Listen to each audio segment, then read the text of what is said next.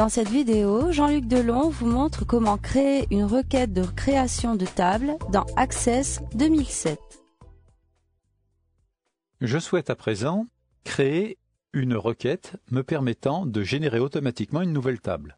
Par exemple, dans ma table mouvement, j'ai à la fois des entrées et des sorties, et j'aimerais obtenir deux tables de plus, une table avec toutes les entrées, une table avec toutes les sorties.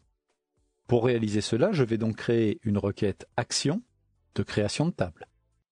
Attention, dès qu'il s'agit d'une requête action, il faut être extrêmement prudent. En effet, les actions sont irrémédiables. Une fois que vous les avez appliquées, vous ne pouvez plus revenir en arrière. Ici, en cas d'erreur, ce n'est pas trop grave, vous allez générer une nouvelle table, il vous suffirait de l'effacer pour retrouver l'état initial. Mais dans le cas d'une requête action de suppression ou de mise à jour, c'est déjà plus problématique. Pour créer donc cette requête, je clique sur l'onglet Créer, puis dans le groupe Autres, j'accède à Création de requête. Dans le dialogue, je double-clique sur Mouvement, Fermer. J'agrandis un petit peu la table ici pour voir tous mes champs. Je vais prendre ID produit, date du mouvement, quantité, prix, type de mouvement. J'indique que je veux comme type de mouvement entrée. Je vérifie que ça fonctionne. Exécuter. J'ai bien que des entrées. Je reviens en mode création. Et donc maintenant, à l'aide du groupe type de données de l'onglet Créer, je vais utiliser l'icône Création de table.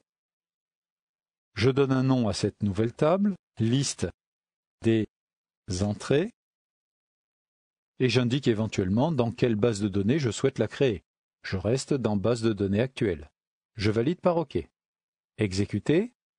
On me prévient que deux lignes vont être copiées dans une nouvelle table et que l'opération est irrémédiable. Je clique sur Oui.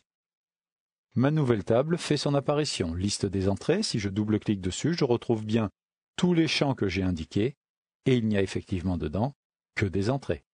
Je ferme cette table. Je suis donc toujours sur Créer dans ma requête. Maintenant, je vais dire que je souhaite, à partir de la même requête, créer une table pour les sorties. Je vais remplacer tout simplement le E par le S.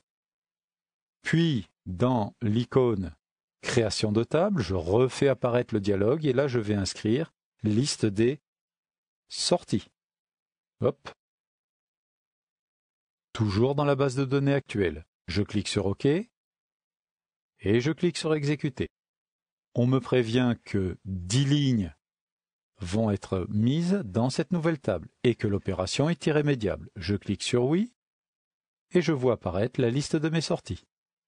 Quand je double-clique sur cette table, je retrouve bien tous mes champs et il n'y a effectivement dedans que des sorties. Je peux, si je le souhaite, enregistrer cette requête en cliquant sur la petite croix. Oui, je veux l'enregistrer. J'indique son nom. Création automatique, d'ailleurs, ce sera plus performant. Automatique de la table liste des sorties. Et je valide par OK. Je vois apparaître dans mes requêtes ma nouvelle requête. Elle est précédée d'une icône indiquant qu'il s'agit d'une requête d'action, point d'exclamation, permettant de créer une nouvelle table.